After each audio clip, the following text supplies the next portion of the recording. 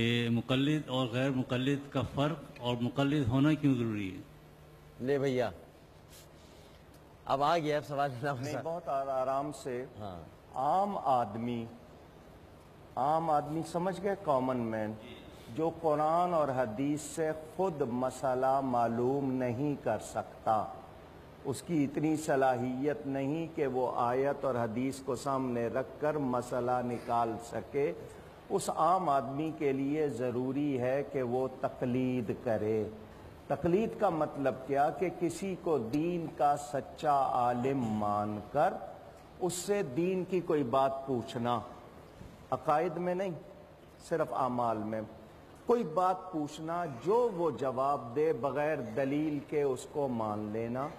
جب اس کو دین کا عالم مانا ہے تو تسلی ہے کہ یہ قرآن حدیث کے مطابق کہے گا، تو بغیر دلیل کے اس کی بات ماننا، تو اس کو تقلید کہتے ہیں۔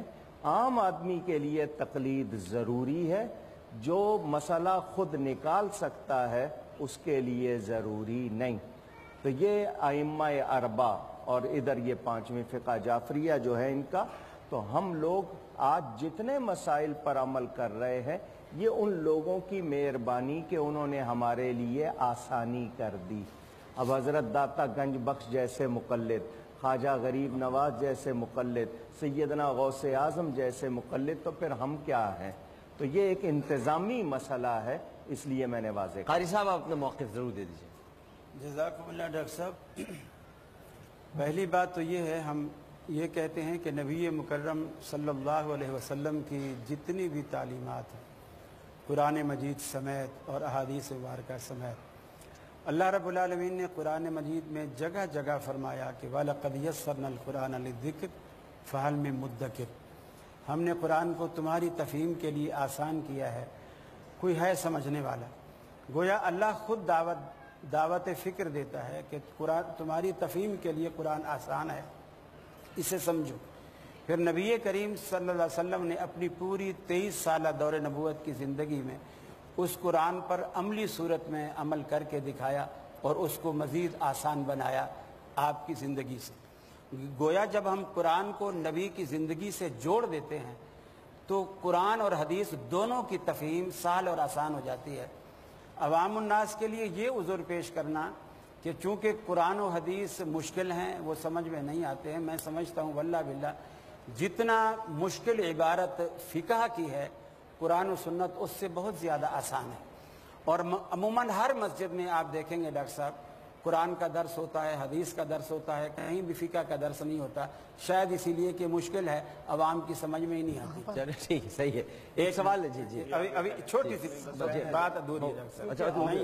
اچھا چلے کمپلیٹ کر لیں کمپلیٹ۔ ہم یہ کہتے ہیں کہ نبی مکرم صلی اللہ علیہ وسلم جب دنیا میں تشریف لے آئے، جی ہم سے کلمہ پڑھوایا گیا لا الہ الا اللہ محمد رسول اللہ، تو ان دو کے علاوہ تیسرا کوئی ایگریمنٹ ہم سے نہیں لیا گیا۔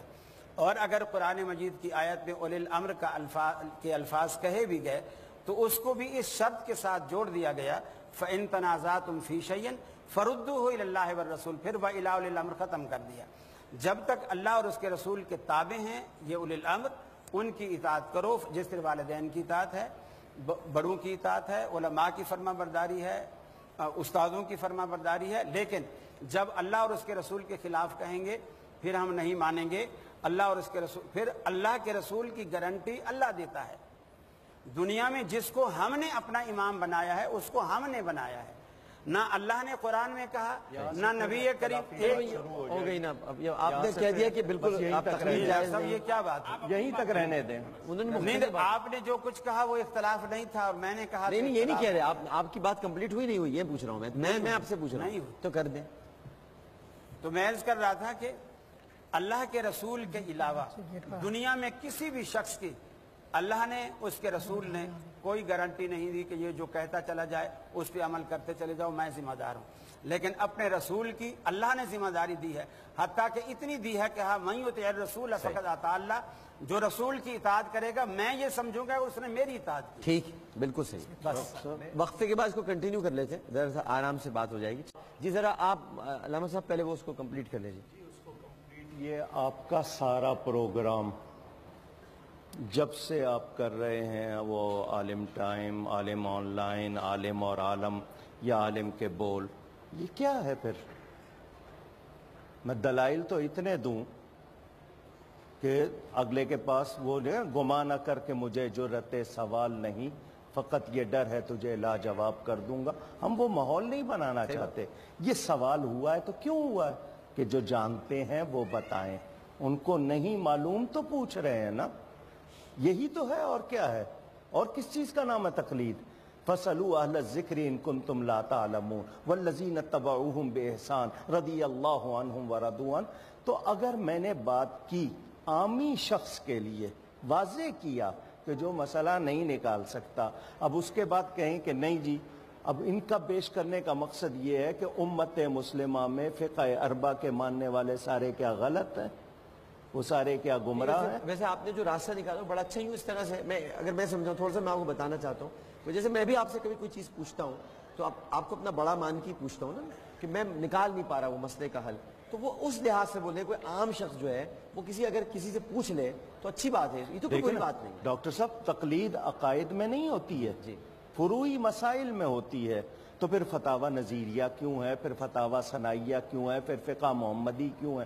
اب وہ اپنی معلومات کا دعویٰ کر رہے ہیں کہ فقہ کا درس نہیں ہوتا، ان کو پتا ہے کہ ہم 10 آپ کی طرف آتے ہیں مصبی صاحب، آپ ذرا اس پہ کچھ۔ جی بسم اللہ الرحمن الرحیم۔ مکتب امام جعفر صادق علیہ السلام کے پیروکاروں کے ہاں تقلید جو ہے اس شخص کے لیے ہے کہ جو خود علم کے مراحل میں داخل نہ ہوا ہو، جسے ہم اجتہاد کہتے ہیں، اور عام آدمی کیونکہ قرآن مجید میں محکم ہے، متشابہ ہے، حدیث میں عام ہے، خاص ہے، قرآن مجید میں ناسخ ہے، منسوخ ہے، وہ ان کی تشخیص نہیں کر سکتا۔ اس لیے غیبت امام زمان علیہ السلام کے بعد سے یہ طریقہ کار رہا ہے کہ عوام جو ہیں وہ علماء جو معین ہیں ان کی تقلید کرتے ہیں تاکہ روزمرہ کے مسائل شریعہ کی طرف آگے بڑھیں، اور اسی کو ہم نے تقلید کا نام دیا۔ ٹھیک ہے، آپ نے کچھ اس میں اضافہ کرنا؟ جی الحمدللہ پوری دنیا میں فقہ حنفی، فقہ حنبلی، فقہ مالکی اور فقہ شافعی کے ماننے والے ان 1.5 ارب مسلمانوں میں سے